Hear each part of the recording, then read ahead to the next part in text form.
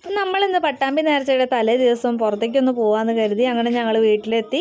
പട്ടാമ്പി നേർച്ചയുടെ തലേ ദിവസം ഒന്ന് കാണാൻ പോയി. റോഡിലൊക്കെ നിറയെ കച്ചവടക്കാരുണ്ടായിരുന്നു. അപ്പുറം ഇപ്പുറമൊക്കെ ആയിട്ട് പൊരിയും ഹൽവയും അങ്ങനെ എല്ലാവിധ കച്ചവടങ്ങളും ഉണ്ടായിരുന്നു. അങ്ങനെ പട്ടാമ്പിയിലെത്തിയപ്പോഴാണ് നമ്മുടെ കുടുംബശ്രീ കഫേ ഭക്ഷ്യമേള നടക്കുന്നത്. അപ്പോൾ അവിടെ ഒന്ന് കയറിയിട്ടുണ്ടായിരുന്നു. ഒരുപാട് ഉൽപ്പന്നങ്ങൾ അവിടെ വിൽക്കാനുണ്ടായിരുന്നു. അവിടെ രാത്രി പരിപാടികളുണ്ടായിരുന്നു. നല്ല തിരക്കുണ്ടായിരുന്നു കേട്ടോ. അപ്പോൾ ഒരുപാട് സാധനങ്ങളൊന്നും നമുക്ക് വീഡിയോ എടുക്കാൻ കഴിഞ്ഞിട്ടുണ്ടായിരുന്നില്ല. കുറേ സ്നാക്സും ഫാൻസി ഐറ്റംസും തുണികളും അങ്ങനെയൊക്കെ ഉണ്ടായിരുന്നു. അപ്പോൾ ഒരു കുട്ടി അവിടെ പാട്ട് പാടിയിട്ടുണ്ടായിരുന്നു.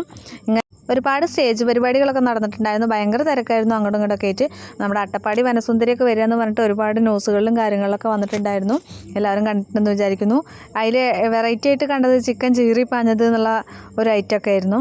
കുട്ടിയുടെ പാട്ട് പാടിയിട്ട് നമുക്ക് കോപ്പിറൈറ്റ് ഇഷ്യൂ കാരണമാണ് നമ്മളത് ഇടാത്തത്. ഇതാണ് നമ്മുടെ വനസുന്ദരി ചിക്കൻ. ഇത് നമ്മൾ കുറേ വീഡിയോയിൽ കണ്ടിട്ടുണ്ടായിരുന്നു. ഇത് ഓപ്പൺ ആവുന്നതിന് മുൻപ് ഇതിൻ്റെ മുകളിലേക്ക് ഒരു മസാല ചേർത്തുകൊണ്ടിരിക്കുകയാണ്. ഇങ്ങനെയാണ് ഇതിൻ്റെ പ്രിപ്പറേഷൻ നടക്കുന്നത് കേട്ടോ. അതൊക്കെ കഴിഞ്ഞിട്ട് ഞങ്ങളിങ്ങനെ വന്നു. കുറച്ചുകൂടി മുന്നിലേക്ക് പോയപ്പോൾ നമ്മുടെ നേർച്ചയുടെ പന്തലൊക്കെ ഒരുങ്ങിയിട്ടുണ്ടായിരുന്നു. അവിടെയൊക്കെ അടിപൊളിയായിരുന്നു കാണാൻ. നിറയെ മാല ബൾബുകളൊക്കെ തൂക്കിയിട്ട് അടിപൊളിയാണ് പട്ടാമ്പി നമ്മൾ കാണാൻ വേണ്ടിയിട്ട്. തിരക്ക് നല്ല ഉണ്ടായിരുന്നു. പിന്നെ നമ്മൾ തിരിച്ചു വരികയാണ്. അപ്പോൾ രണ്ട് സൈഡിലും നിറയെ ബൾബൊക്കെ ഇട്ടിട്ട് വീണ്ടും പരിപാടികളും കൂടെ ഒരുക്കങ്ങൾ തുടങ്ങിയിട്ടുണ്ടായിരുന്നു പല ഭാഗത്തും.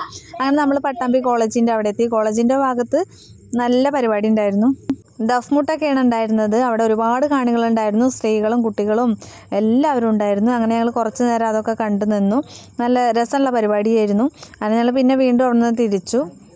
നല്ല തിരക്കുണ്ടാവുമെന്നൊക്കെ കരുതിയത്, പക്ഷേ തിരക്കൊക്കെ ആവുന്നേ ഉള്ളൂ. അതിന് മുന്നേ ഞങ്ങൾ തിരിച്ച് വീട്ടിലേക്ക് വരികയാണ് ചെയ്തത്.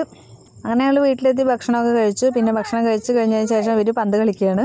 അങ്ങനെ ഞങ്ങൾ പിന്നെ കിടന്നു.